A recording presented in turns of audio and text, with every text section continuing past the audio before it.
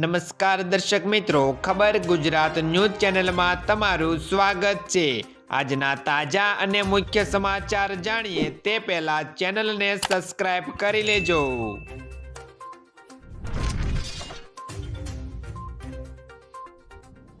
તો મિત્રો, સૌપ્રથમ આજના તાજા સમાચારને લઈને વાત કરીએ તો ઉનાળાની ગરમીમાં જળાશયો સુકાયા। ઉનાળાના આકરા તડકામાં જળાશયોના તર ઘટ્યા છે।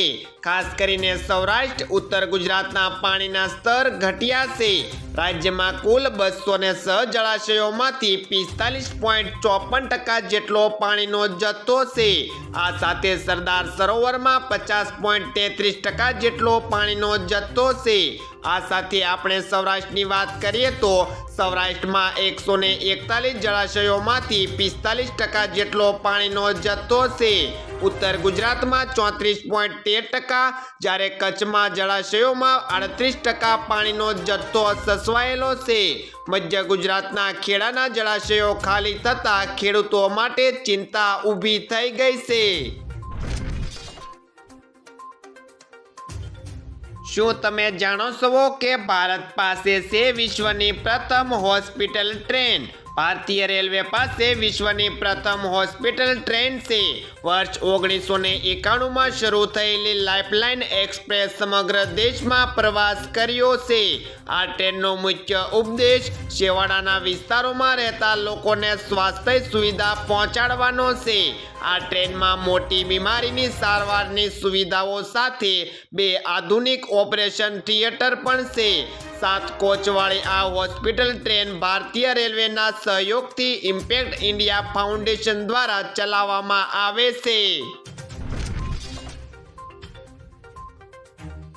રાજ્યમાં આજથી ગરમી વધશે। હવામાન વિભાગની આગાહી મુજબ 3 દિવસ ગરમી ઘટ્યા બાદ આજથી ફરી વધારો થયેલો જોવા મળશે।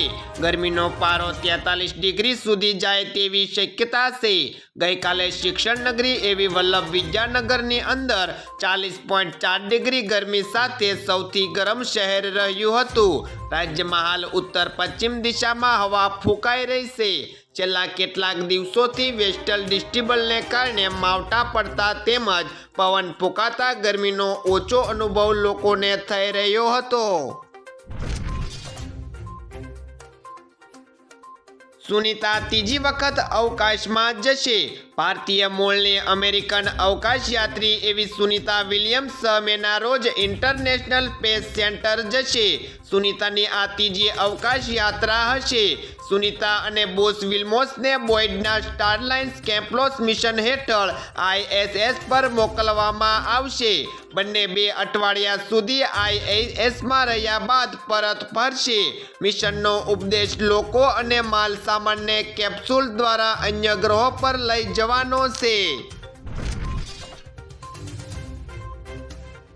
ફરી સોનાના ભાવમાં વધારો। ગઈકાલે સોનાના ભાવમાં ધરખમ ઘટાડો નોંધાયા બાદ આજે તેના ભાવ ફરી વધી ગયા છે। 24 કેરેટ 10 ગ્રામ સોનાનો ભાવ ₹490 વધીને 72,750 થયો છે। આ સાથે જ્યારે 22 કેરેટ સોનાનો 10 ગ્રામ ₹450 થી વધીને 66,600 થયા છે। આ સાથે ચાંદીની વાત કરીએ તો ચાંદીનો ભાવ ₹100 ઘટીને ₹82,900 પ્રતિ કિલો થયો છે। નિષ્ણાતોના મતે હજુ પણ સોનાના ભાવમાં વધારો થવાની પૂરેપૂરી શક્યતાઓ જોવામાં આવી રહી છે। રેલવે મુસાફરો માટે રાહતનો નિર્ણય। ભારતીય રેલવે મુસાફરોને રાહત આપતો નિર્ણય લીધો છે। હવેથી રેલવેની વેબસાઇટ પરથી બુક કરેલી વેઇટિંગ અને RAC ટિકિટો રદ કરવા પર મોટી રકમ કપાશે નહીં। હવે માત્ર ₹60 કનેક્શન ફી તરીકે વસૂલવામાં આવશે।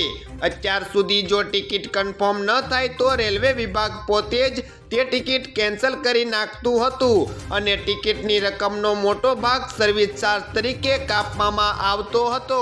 આથી સરકાર દ્વારા નિર્ણય લેવામાં આવ્યો છે કે ટિકિટ રદ કરવા પર મોટી રકમ હવે કપાશે નહીં।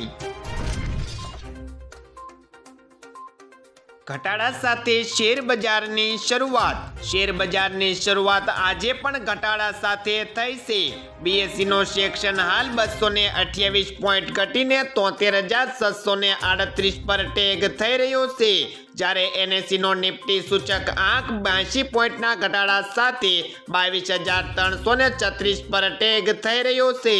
નિફ્ટી બેંક 138 પોઈન્ટ ઘટીને 47,993 અને નિફ્ટી મિકેપ 100,115 પોઈન્ટના ઘટાડા સાથે 50,107 પર ટેગ થઈ રહ્યો છે। ઈવીએમ ફ્લેશ મેમરી ફરીથી પ્રોગ્રામ થઈ જશે।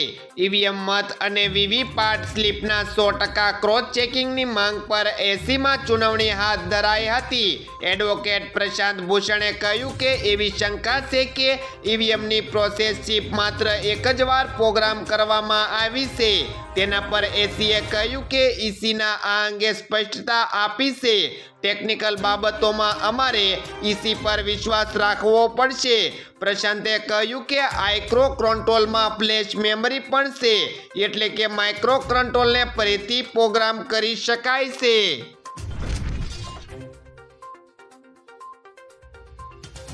તો મિત્રો, આ હતા આજના સવારના મુખ્ય સમાચાર। આવા અગત્યના સમાચાર જાણવા માટે તમે અમારી ચેનલમાં બન્યા રહો।